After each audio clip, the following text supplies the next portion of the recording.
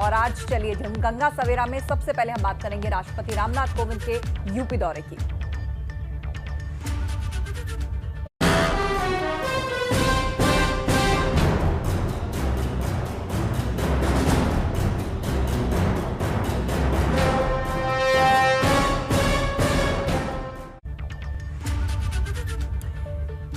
तो चलिए शुरुआत करते हैं और आपको बताते हैं कि महामहिम आज उत्तर प्रदेश आ रहे हैं। आज यूपी दौरे पर आ रहे हैं राष्ट्रपति Ramnath Kovind. Special presidential train से यूपी आएंगे राष्ट्रपति कोविंद। राष्ट्रपति बनने के बाद पहली बार अपने पैतृक गांव भी जाएंगे।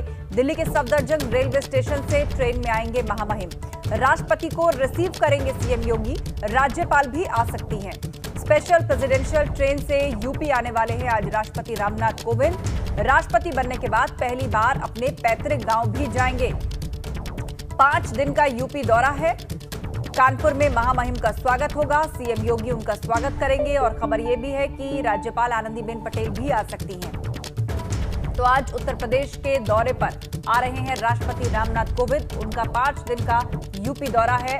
स्पेशल प्रेसिडेंशियल ट्रेन से वो रवाना होंगे और उसके बाद यूपी पहुंचेंगे। कानपुर जाएंगे। यहां पर सीएम योगी उनका स्वागत करेंगे। राज्यपाल आनंदीबेन पटेल भी पहुंच सकती हैं। इस तरह की भी खबरें आ रही हैं। कुल मिलाकर 5 दिन तक यूपी में रहेंगे और खास बात ये कि प्रेसिडेंट बनने के बाद से पहली बार अपने पैतृक गांव आ रहे हैं। यूपी से ताल्लुक रखते हैं राष्ट्रपति रामनाथ कोविंद। यहाँ उनका पैतृक गांव है और वहां भी वो जाएंगे। स्पेशल प्रेसिडेंशियल ट्रेन से यूपी आएंगे राष्ट्रपति रामनाथ कोविंद और पैतृक गांव जाएंगे राष्ट्रपति बनने के बाद से। दिल्ली के सफदरजंग रेलवे स्टेशन से ट्रेन में आएंगे राष्ट्रपति Ramnath Kovind. Special presidential train और राष्ट्रपति को रिसीव करेंगे खुद मुख्यमंत्री योगी आदित्यनाथ। कानपुर आएंगे। यहां पर स्वागत होगा राष्ट्रपति का। सीएम योगी यहां पर उनकी अगवानी करेंगे। आनंदीबेन पटेल भी यहां पर रह सकती हैं, यूपी की राज्यपाल। इस तरह की भी खबरें आ रही हैं।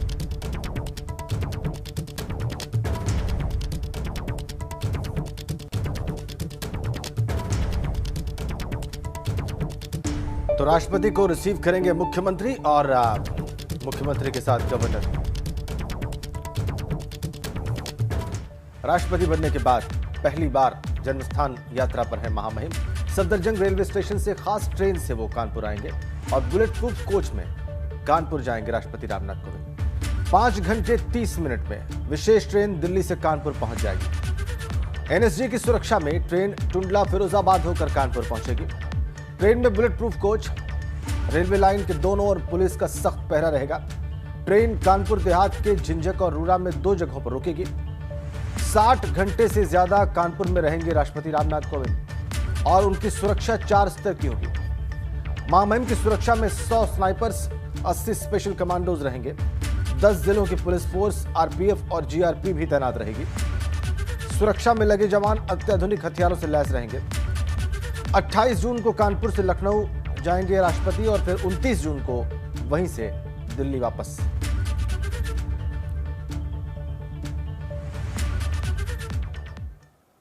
तो राष्ट्रपति का कार्यक्रम किस प्रकार रहने वाला है यह हमने आपको बताया। और चलिए अब आपको राष्ट्रपति के दौरे से जुड़ी हुई कुछ जरूरी तस्वीरें दिखाते हैं। ये 5 तस्वीरें आपके सामने हैं जिनमें पूरी जानकारी है राष्ट्रपति के दौरे की।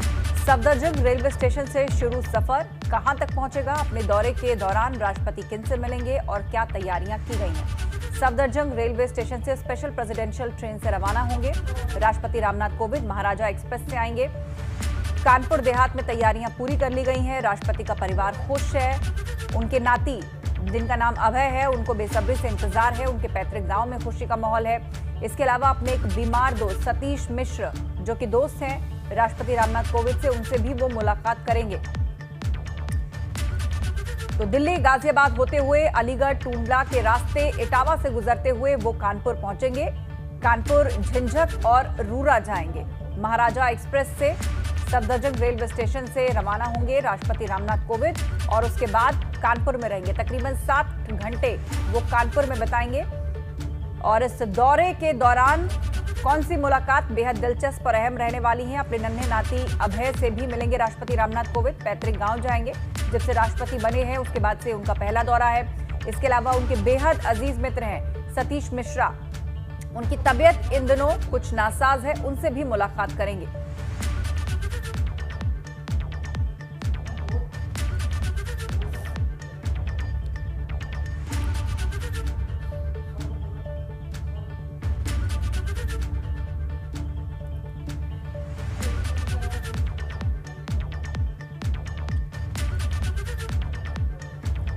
ग्राफिकली आपको बताते हैं कि ये पूरा कार्यक्रम क्या है।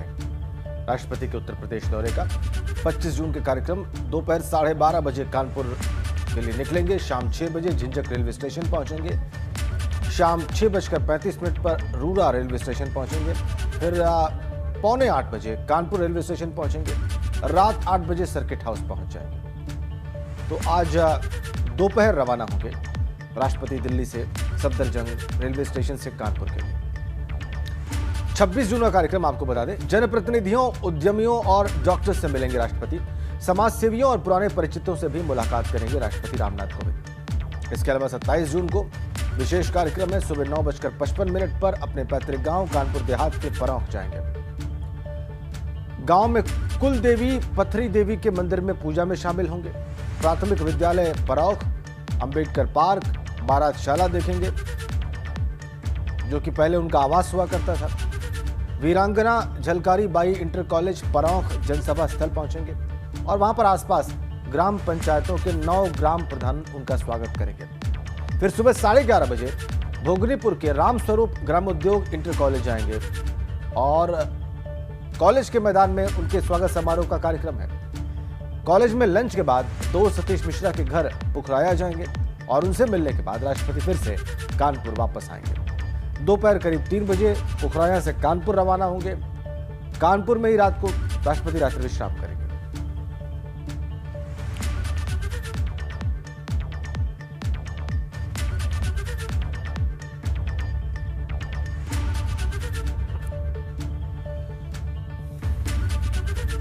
राष्ट्रपति रामनाथ कोविंद दिल्ली के सफदरजंग रेलवे स्टेशन से कानपुर देहात में अपने पैतृक गांव के लिए ट्रेन से रवाना होंगे।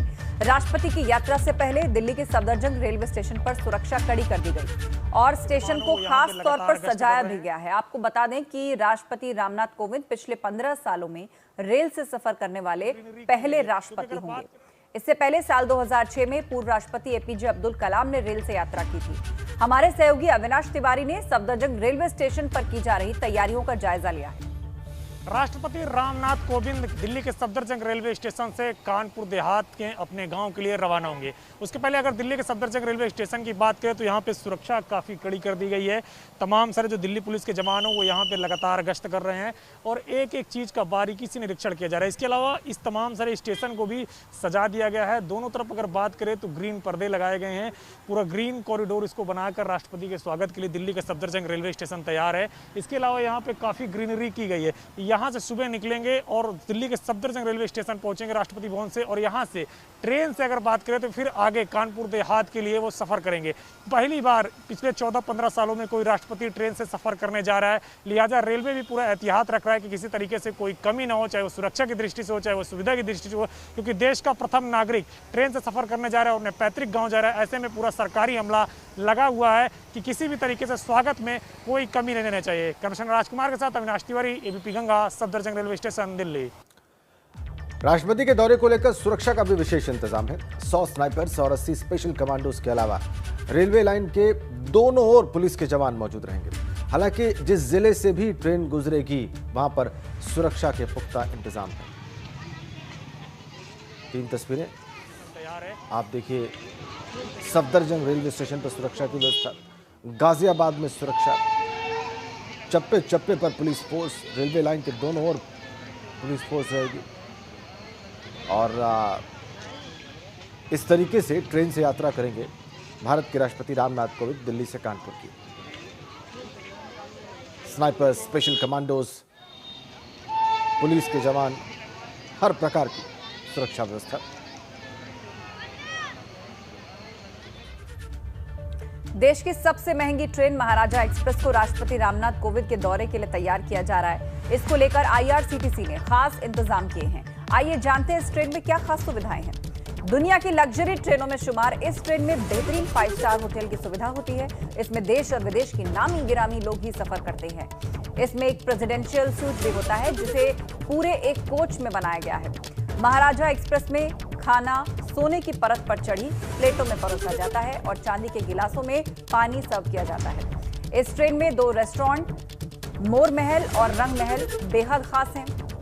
वहीं ट्रेन का टिकट 2 लाख से 16 लाख रुपए तक होता है। इस कोच की छत खुले आसमान का आपको एहसास कराती है और सूट के अंदर बने लिविंग रूम को मकराना मार्बल से तैयार किया गया है।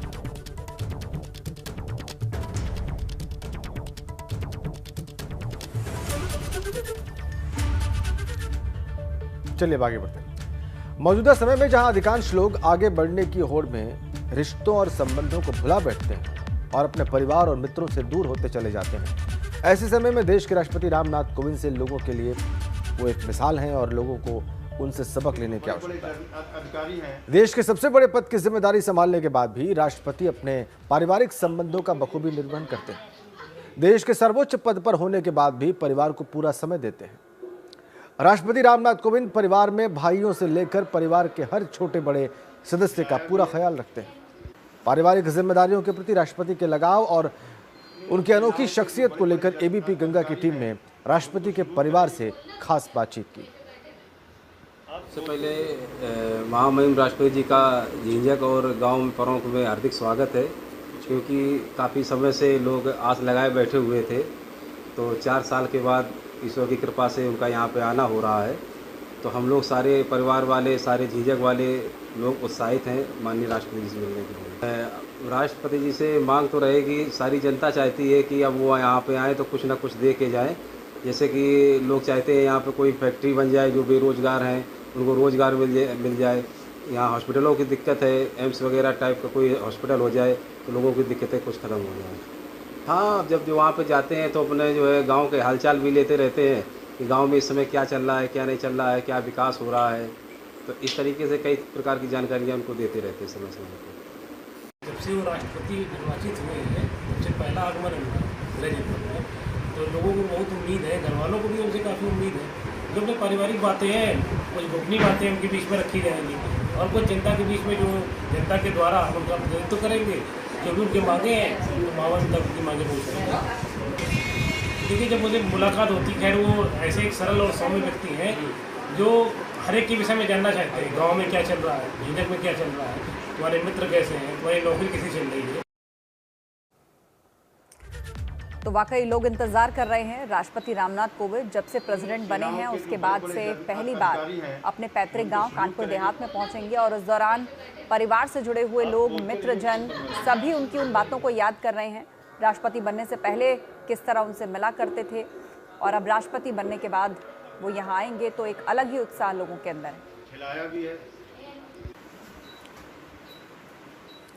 चलिए आगे बढ़ते हैं और अब देखते हैं पूर्वांचल की खबरें सुपरफास्ट अंदाज में। चलिए फटाफट खबरें शुरू करते हैं। वाराणसी में 14 करोड़ की लागत से स्मार्ट स्कूल बनकर तैयार हुआ। उच्चतर माध्यमिक विद्यालय की बिल्डिंग में स्मार्ट व्यवस्थाएं हैं, क्लास भी स्मार्ट तरीके से चलेंगी, साथ ही स्किल डेवलपमेंट के लिए भी स्पेशल क्लासेस होंगी।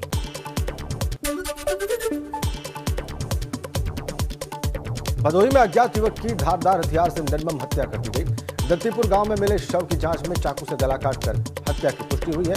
पुलिस की माने तो कहीं और हत्या के बाद यहां शव फेंका गया। देवरिया में ऑटो और बाइक की भीषण टक्कर हो गई। हादसे में एक बाइक सवार की मौत हो गई जबकि एक घायल है। यह हादसा बरियापुर इलाके में हुआ है। कुशीनगर के बैरिया गांव में गड्ढे में नहाने गए शख्स की डूबकर मौत हो गई। कहा जा रहा है कि यह गड्ढा आदित्य ऑक्सीजन प्लांट की तरफ से खोदा गया था। अब परिवार में कोहराम मचा हुआ है। आजमगढ़ में बीडीसी सदस्यों को कब्जे में लेने की खबर पर पुलिस ने पूर्व ब्लॉक प्रमोद यादव के आवास पर छापा मारकर 4 दबंगों को गिरफ्तार किया, जिनके कब्जे से राइफल, पिस्टल, भारी मात्रा में कारतूस बरामद हुए। बस्ती के मिर्वापुर गांव में प्रधान रहते राजमणि ने शिक्षा पर खर्च होने वाले पैसे में घपलेबाजी की। प्राइमरी स्कूल की बाउंड्री वॉल बनाने के लिए 3.5 लाख रुपए का गबन किया। इसकी जांच करें। गाजीपुर के गौसपुर गांव में कई लोग आकाशीय बिजली की जद में आ गए, जिससे 2 लोगों की मौत हो गई जबकि 5 लोगों का इलाज चल रहा है। मऊ के बिंदचोलिया गांव में नदी की कटान ने डीए बाबा को भी अपने आगोश में ले लिया। सरयू नदी के इस तांडव को देखकर यहां पर लोग दहशत में हैं।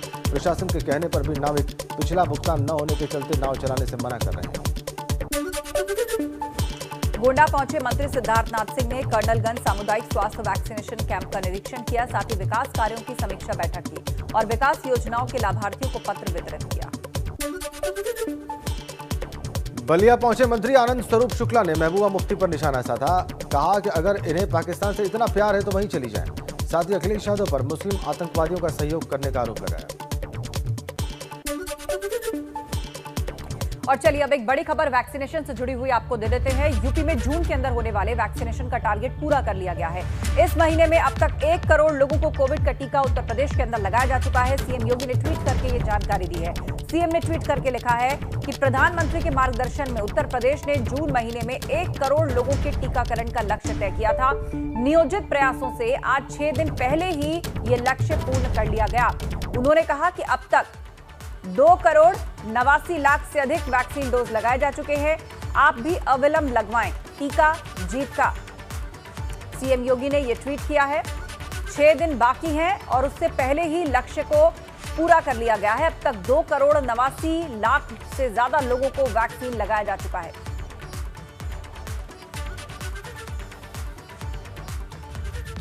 बड़ी खबर, इमरजेंसी के नाम पर कांग्रेस को घेरने की तैयारी में है भारतीय जनता पार्टी। आपातकाल के विरोध में आज काला दिवस मनाएगी बीजेपी। प्रदेश भर में जिला स्तर पर बीजेपी के कई कार्यक्रम होंगे। लखनऊ में स्वतंत्रता सेनानियों का सम्मान करेगी बीजेपी। वर्चुअल संवाद में इमरजेंसी के नुकसान और प्रताड़ना का जिक्र होगा।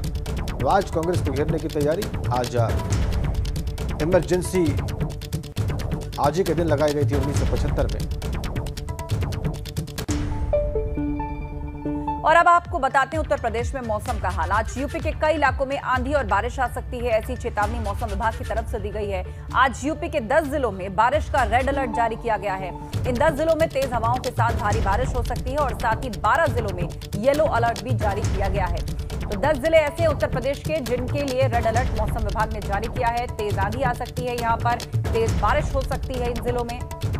इसके अलावा 1 दर्जन जिलों के लिए येलो अलर्ट भी जारी किया गया है। तो यूपी के कई इलाकों में भारी बारिश की संभावना है, कहीं रेड तो कहीं येलो अलर्ट के साथ बारिश हो सकती है। और अब आपको सीधे सतीश कश्यप के पास ले चलते हैं। हमारे संवाददाता बाराबंकी से हमारे साथ लाइव जुड़ रहे हैं। सतीश, सबसे पहले तो बाराबंकी का हाल बताइए। यहाँ पर बारिश और क्या बाढ़ जैसे भी कोई हालात देख पा रहे हैं आप?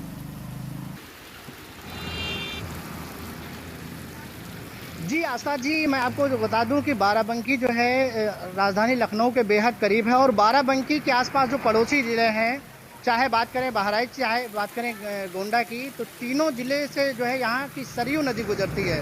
अभी फ़िलहाल जो बाढ़ की स्थिति है वो जो है स्थिर है, लेकिन कहीं ना कहीं तराई क्षेत्र वासियों के लिए दिक्कतें तो ज़्यादा है। लेकिन इधर मौसम विभाग ने जिस तरह से अलर्ट जारी किया है तो यहाँ सबसे ज़्यादा जो चिंता है वो किसानों की है, क्योंकि बाराबंकी जिला जो है किसानों के लिए सबसे अहम माना जाता है। और मेंथा की बात करें तो बाराबंकी जिले में मेंथा के किसान सबसे ज़्यादा हैं और सबसे जो महत्वपूर्ण खेती मानी जाती है बाराबंकी की मेंथा है। ऐसे में जिस तरह से मौसम विभाग ने अलर्ट जारी किया है उसको देखते हुए कृषि विभाग के जो अधिकारी हैं उन्होंने भी किसानों को जो है चेतावनी दी है। साथ ही किसान भी काफ़ी अलर्ट हो चुके हैं और जो भी खेतों में मेंथा की जो फसल लगी हुई है वो लोग जो है आनंद फानंद जो है उसको जो है उसकी पेराई करने में लगे हुए हैं। और बात अगर मौसम विभाग की करें, क्योंकि अभी सुबह से ही मौसम जो है बिल्कुल जो है साफ नहीं है, कभी जो है धूप निकलती है और कभी जो है बादल जैसा हो जाता है। तो जिस हिसाब से मौसम विभाग ने अलर्ट जारी किया है उस हिसाब से जो है बाराबंकी में मौसम इस वक्त साफ नहीं है। और ठीक है, मतलब जैसा मौसम विभाग की आशंका है बताई जा रही बारिश की, वो आपको वहां पर दिखाई दे रही है, मजबूत संभावना दिखाई दे रही है वर्षा की। बहुत बहुत धन्यवाद आपका सतीश कश्यप। चलिए आगे बढ़ते हैं और आपको अवध क्षेत्र की खबरें सुपरफास्ट अंदाज में दिखाते हैं। चलिए फटाफट खबरें शुरू करते हैं। लखनऊ में अंकिता आयुष प्रकरण मामले में नया मोड़ आ गया है। अंकिता के पिता ने सांसद कौशल किशोर पर अंकिता को अगवा करने और परिवार को धमकी देने का आरोप लगाया। अयोध्या में सरयू महोत्सव के मौके पर आस्था और श्रद्धा का जनसैलाब दिखाई दिया। लाखों की तादाद में भगवान श्री राम के भक्त अयोध्या में सरयू नदी के किनारे इकट्ठा हुए और सरयू मैया के जयकारे लगाते हुए दिव्य सरयू आरती में शिरकत की। प्रयागराज में मुंडमाल अतुल्य गंगा परिक्रमा यात्रा खत्म हुई। 5,503 किलोमीटर की यात्रा 190 दिन में पूरी की गई। इस यात्रा की शुरुआत 16 दिसंबर 2020 में की गई थी। बाराबंकी में नकली नोट छापने के मामले में 4 लोग गिरफ्तार हुए हैं जो 500 और 2000 के नोट छापते थे। ये गिरोह कई जिलों में नकली नोटों की सप्लाई करता था। सुल्तानपुर में अवैध अतिक्रमणकारियों पर जिला प्रशासन सख्त है। लभुआ तहसील में अवैध अतिक्रमण को हटाया गया। फतेहपुर के लालीपुर गांव में एक युवक की कुएं में गिरने से मौत हो गई। दरअसल ये युवक कुएं में गिरे कुत्ते को बचाने उतरा था, लेकिन जहरीली गैस के रिसाव के चलते उसकी मौत हो गई। रेस्क्यू के बाद युवक को डॉक्टर्स ने मृत घोषित कर दिया। सीतापुर में हर गांव के भाजपा विधायक सुरेश राही ने बाढ़ प्रभावित क्षेत्रों का दौरा किया। ट्रैक्टर ट्रॉली पर सवार होकर विधायक ने बाढ़ क्षेत्र का जायजा लिया और मदद का आश्वासन दिया। अमेठी प्रभारी और मंत्री मोहसिन रजा ने जाकिर नाइक को लेकर निशाना साधा। कहा कि भगोड़े जाकिर को जल्द वापस लाएंगे, वो विपक्षी दलों का पाला हुआ प्यादा था। और चलिए अब वक्त हो गया जानने का यूपी उत्तराखंड में किस तरह की हलचल है। सबसे पहले बात हम यूपी की करते हैं। आज यूपी दौरे पर आ रहे हैं राष्ट्रपति रामनाथ कोविंद। आज शाम महाराजा एक्सप्रेस से कानपुर पहुंचेंगे महामहिम। कानपुर में राष्ट्रपति को रिसीव करेंगे सीएम योगी आदित्यनाथ। राज्यपाल आनंदीबेन पटेल राष्ट्रपति के लिए कानपुर जा सकती हैं। आज से 29 जून तक यूपी में रहेंगे राष्ट्रपति रामनाथ कोविंद। इसके अलावा कोविड की तीसरी लहर को लेकर मैदान में उतरेंगे मंत्री। आज से सभी जिलों के प्रभारी मंत्री अपने जिलों में रहेंगे। अपने जिलों में बच्चों को मेडिसिन किट देंगे प्रभारी मंत्री। जिला पंचायत पद के प्रत्याशियों के नामांकन में मौजूद रहेंगे। वाराणसी में आशुतोष टंडन, सहारनपुर में सूर्य प्रताप शाही, गोरखपुर में रमापति शास्त्री मौजूद रहेंगे। इसके अलावा आपातकाल के विरोध में आज भाजपा मनाएगी काला दिवस। प्रदेश भर में जिला स्तर पर बीजेपी के कार्यक्रम होंगे। लखनऊ में स्वतंत्रता सेनानियों का सम्मान करेगी बीजेपी। वर्चुअल संवाद करके इमरजेंसी के नुकसान प्रताड़ना का जिक्र होगा। इमरजेंसी के नाम पर कांग्रेस को घेरने की तैयारी में भाजपा है। इसके अलावा उत्तर प्रदेश के 10 जिलों में बारिश और आंधी का रेड अलर्ट है और रेड अलर्ट वाले 10 जिलों में तेज हवाएं चल सकती हैं और भारी बारिश का भी अनुमान है। कौन से जिले हैं? कानपुर, सीतापुर, बाराबंकी, रायबरेली, गोंडा, बस्ती में रेड अलर्ट है, तो वहीं 12 जिलों में मौसम विभाग ने येलो अलर्ट जारी किया है, जिनमें कि अयोध्या, मैनपुरी, फर्रुखाबाद, एटा अहम है। इनमें येलो अलर्ट जारी किया गया है। और आइए आपको बताते हैं कि उत्तराखंड में आज क्या खास है। तीरथ सरकार की कैबिनेट बैठक है। आज शाम 5 बजे सचिवालय में सीएम तीरथ की अध्यक्षता में बैठक होगी। 4 धाम यात्रा की तैयारियों पर कैबिनेट में मंथन होगा। कोरोना की तीसरी लहर को लेकर भी कैबिनेट चर्चा करेगी और साथ ही साथ शिक्षा, पर्यटन और गृह विभाग के कई महत्वपूर्ण फैसलों पर मुहर भी लगेगी। इसके अलावा आज देहरादून में सीएम तीरथ के कई कार्यक्रम हैं। सुबह 10 बजे कैंप कार्यालय में पार्टी पदाधिकारियों संग सीएम तीरथ चर्चा करेंगे। सुबह 11 से दोपहर 12 बजे तक फरियादियों की समस्याएं सुनेंगे मुख्यमंत्री। सचिवालय में दोपहर 12 बजे से वैक्सीनेशन को लेकर सभी जिलाधिकारियों से बात करेंगे और शाम 5 बजे सचिवालय में सीएम कैबिनेट बैठक में शामिल होंगे। इसके अलावा कोविड जांच में गड़बड़ी के मामले में कांग्रेस का हल्ला बोल।